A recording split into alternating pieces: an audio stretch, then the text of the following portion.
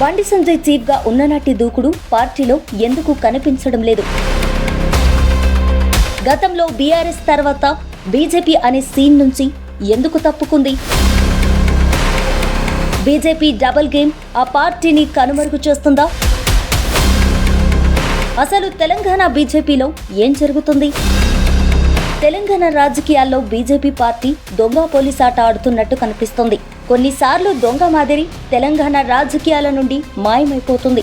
మరికొన్నిసార్లు police మాదిరి తెలంగాణ రాజకీయాల్లో తన ఆధిపత్యాన్ని చూపిస్తోంది. దీంతో బీజేపీ ఎందుకు ఇలా ప్రవర్తిస్తుంది అనేది తెలంగాణ పొలిటికల్ సర్కిల్స్ లో గట్టిగా వినపడే ప్రశ్న. బండి సంజయ్ అధ్యక్షుడిగా ఉన్నప్పుడు బీఆర్ఎస్ కు ప్రత్యామ్నాయం బీజేపీనే అని తెలంగాణలో కాంగ్రెస్ పార్టీని సైతం వెనక్కి నెట్టి బీజేపీ 2వ స్థానంలోకి వచ్చేసిందని నమ్మే అంతలా టీబీజేపీ చాలా దూకుడైన రాజకీయాలు నడిపింది.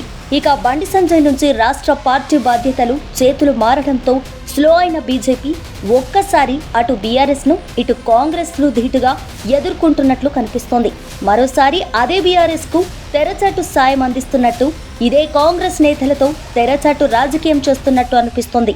మరోవైపు తెలంగాణ రాజకీయాల్లోకి బీసీ నినాదంతో తీన్మార్ మల్లన్న టీఆర్పీ రూపంలో కుల పార్టీలకు పునాది వేశారు.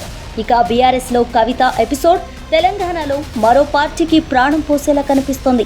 ఇక కాళేశ్వరం, ఫోన్ టాపింగ్ అంటూ బీఆర్ఎస్ ముఖ్య నేతలందరూ కేసుల వలయంలో చిక్కుకుంటున్నారు. అలాగే రాష్ట్ర ప్రతిపక్ష నేత బీఆర్ఎస్ అధినేత కేసీఆర్ ఫామ్ హౌస్ గడప దాటడం లేదు. అధికార కాంగ్రెస్ పార్టీ కూడా యూరియా కొరత, ఉద్యోగాల సృష్టిలో వెనకబడి విమర్శలు ఎదుర్కొంటోంది.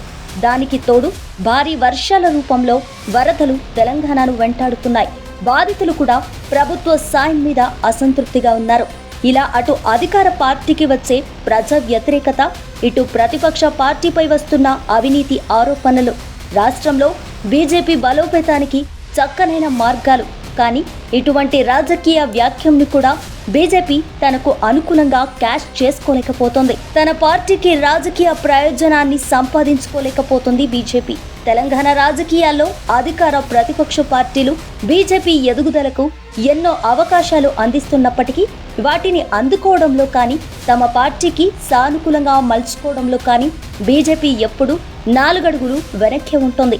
అలాగే తాజాగా జరిగిన రాష్ట్ర అధ్యక్ష మార్పు కూడా బీజేపీలో అసంతృప్తిని తెచ్చిపెట్టిందని, ఆ కారణంగానే బీఆర్ఎస్ పై విమర్శల కత్తులు దూసే సీనియర్ రాజకీయ నేత ఈటెల తెలంగాణ రాజకీయాల్లో ముఖ్యంగా బీజేపీలో సైలెంట్ అయ్యారనే వాదన వినిపిస్తోంది. ఇలా ఒక్కసారి ఉత్సాహంగా, మరోసారి నిరుత్సాహంగా తెలంగాణలో బీజేపీ రాజకీయం చేయడంలో అధిష్టానం హస్తముందా? లేకుంటే రాష్ట్ర స్థాయి నాయకులే టీబీజేపీని ఇంతకు మించి ఎదగనివ్వడం లేదా అనే అనుమానాలు కలుగుతున్నాయి.